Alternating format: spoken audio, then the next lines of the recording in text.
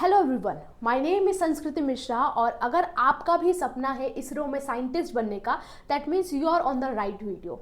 आज की वीडियो में हम ये बात करने वाले हैं कि क्या आपकी यहाँ पर प्रिपरेशन स्ट्रैटेजी होनी चाहिए।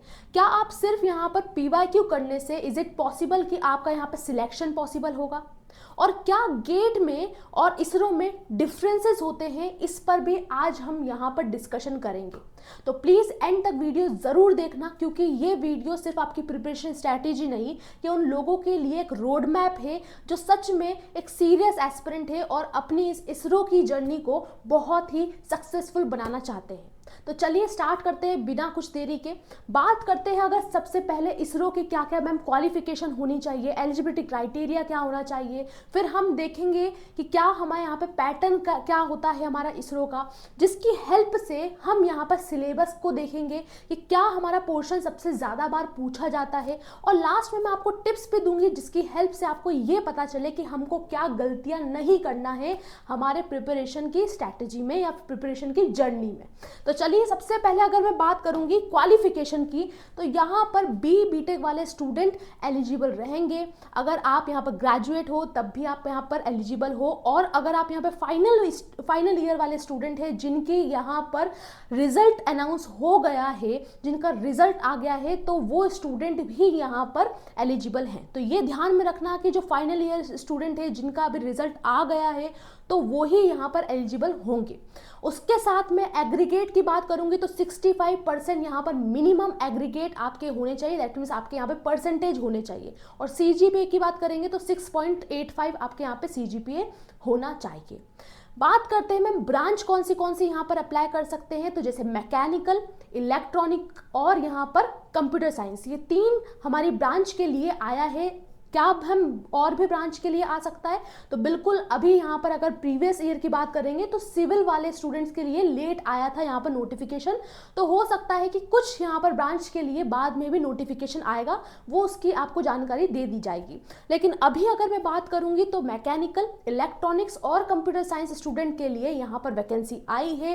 कंप्यूटर साइंस स्टूडेंट की बात करूंगी तो 44 वैकेंसी आई है, जो कि बहुत अच्छी अपॉर्चुनिटी है। सभी स्टूडेंट जितने भी कंप्यूटर साइंस के स्टूडेंट है, ग्रेजुएट है, उन सबको यहाँ पर अप्लाई करना चाहिए।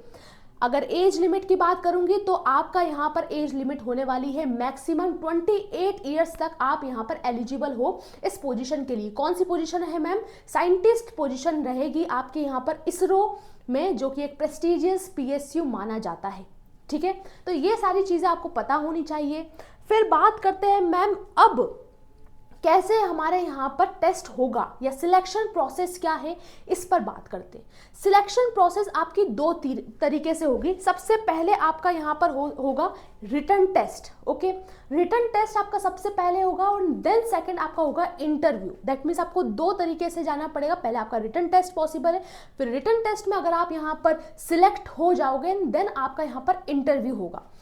अब बात करते हैं मैम, प्रॉब्लम यहाँ पर सबको कंफ्यूजन रहता है, क्या मैम गेट और इसरो दोनों सेम है, क्या उनका लेवल है? अगर मैं बात करूंगी गेट के लेवल का या गेट के क्वेश्चन पूछने का, तो आप हमेशा देखोगे, हमने जितना देखा है यहाँ पर प्रीवियस ईयर के क्वेश्चंस देखे हैं इसरो में, तो कभी भी इसरो का जो लेवल रहता है इतना हाई नहीं जाता है जितना आपका गेट का लेवल है।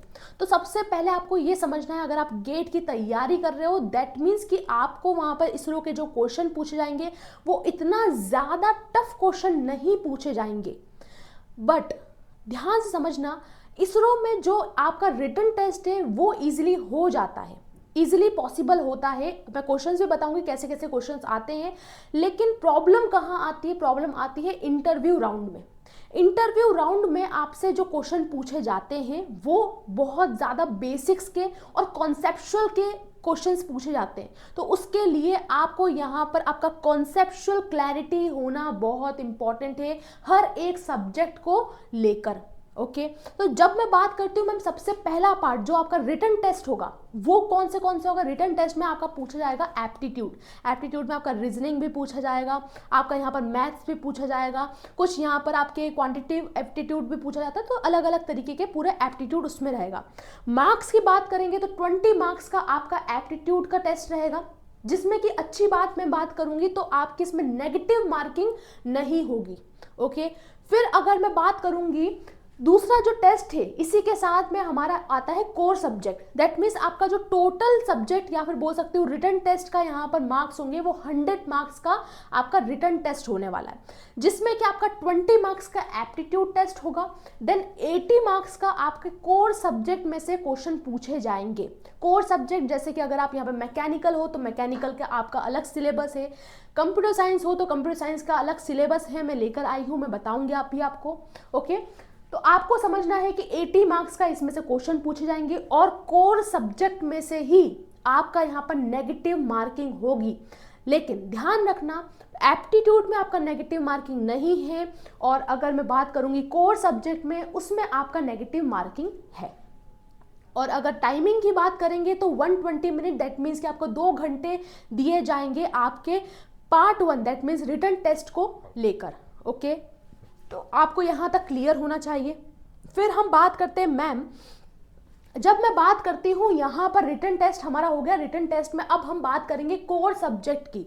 कोर सब्जेक्ट की अगर मैं बात करूँगी तो आप देख सकते हो कोर सब्जेक्ट में हमारे पास इतने सारे सब्जेक्ट होते हैं। ओके, क्या मैम सभी सब्जेक्ट में हमको ध्यान देना होगा? नहीं, ऐसा नहीं है, लेकिन आपको यहाँ पर सभी सब्जेक्ट को पूरा पक्का जरूर करना है। कैसे करना है, ध्यान समझो। अगर मैं प्रोग्रामिंग एंड डेटा स्ट्रक्चर की बात करूंगी तो प्रोग्रामिंग एंड डेटा स्ट्रक्चर से हमेशा 1 या 2 क्वेश्चन आपको देखने के लिए मिलेंगे, और कोई इतना ज़्यादा रॉकेट साइंस वाले क्वेश्चन नहीं है, नॉर्मल क्वेश्चन आपके पूछे जाते हैं। ज़्यादातर प्रोग्रामिंग एंड डेटा स्ट्रक्चर में से आपके ऊप्स के कॉन्सेप्ट पूछे जाते हैं, ध्यान रखना ऊप्स के कॉन्सेप्ट पूछे जाते हैं। ऊप्स में बात करूंगी तो आपका पॉलीमॉर्फिज्म, इनहेरिटेंस, और इनहेरिटेंस पॉलीमॉर्फिज्म वो आपके C++ नहीं, आपके यहाँ पे जावा के बेस पर पूछे जाते हैं। तो दैट मीन्स आपको यहाँ पे प्रोग्रामिंग कौन सी तैयार करना है, जावा तैयार करनी है, उसके साथ में आपको ऊप्स के कॉन्सेप्ट अच्छे से रेडी करके जाना है। फिर अगर मैं बात करूंगी एल्गोरिदम से ज़्यादा क्वेश्चन नहीं पूछे जाते हैं, ऑपरेटिंग सिस्टम से क्वेश्चन पूछे जाते हैं लेकिन इतना फ्रिक्वेंटली नहीं पूछे जाते।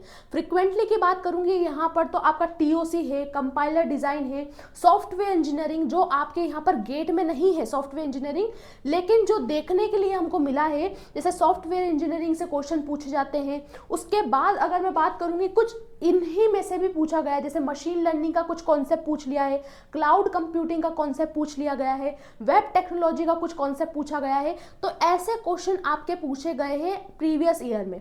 तो क्या मैम हमको कैसे पता चलेगा कि हमको तैयारी किसकी करनी?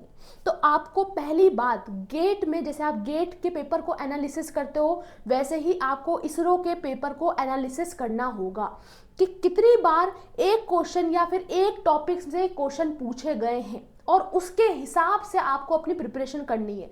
मान लीजिए कि आपका कंप्यूटर ऑर्गेनाइजेशन COA में से बहुत टाइम बाद एक क्वेश्चन पूछा गया, दैट मीन्स आपका इसका वेटेज ज़्यादा नहीं है, तो आपको उसको कम ध्यान देना है as compare to programming and data structure.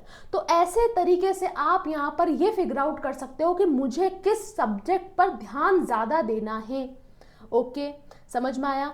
And अगर आप चाहते हो कि मैम ये जो इम्पॉर्टेंट सब्जेक्ट है, जैसे कंप्यूटर यहाँ पर है, सॉफ्टवेयर इंजीनियरिंग है, वेब टेक्नोलॉजी है, DBMS है, या फिर प्रोग्रामिंग एंड डेटा स्ट्रक्चर, अगर आप चाहते हो कि प्रैक्टिस कराना, PYQs की प्रैक्टिस कराना, तो let me know in the comment section कि यस मैम आप सीरीज स्टार्ट करिए, जिसके अंदर मैं आपको पूरे PYQs कराऊंगी, जैसे मैंने आपको बार्क के भी कराए थे। और बहुत सारे स्टूडेंट का मेरे पास लिंक्डइन पर मैसेज आया कि मैम जो जो आपने पढ़ाया उसमें से आए हैं क्वेश्चन।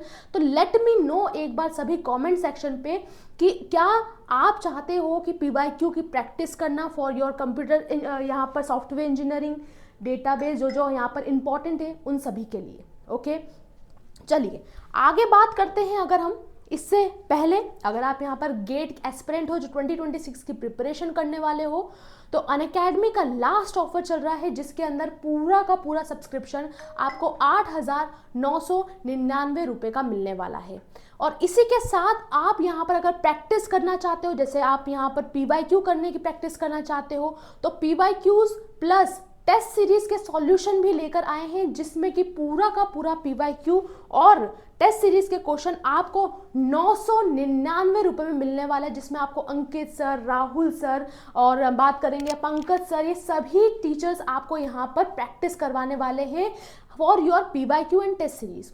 उसके साथ में आप अगर चाहते हो कि आपको पूरे नए क्वेश्चन की प्रैक्टिस करना है, आपने सब चीज़ें पढ़ ली है और आपको सिर्फ प्रैक्टिस करना है, 6000 प्लस क्वेश्चंस की यहाँ पर प्रैक्टिस कर सकते हो, जो कि बैच हमारा लॉन्च कर गया है, जिसमें हम बोल सकते हैं all in one practice batch. ये बैच आपको सिर्फ और सिर्फ 1999 रुपये का मिल रहा है, जिसके अंदर हर एक टीचर आपको यहाँ पर 6000 प्लस क्वेश्चंस कराए जाएंगे।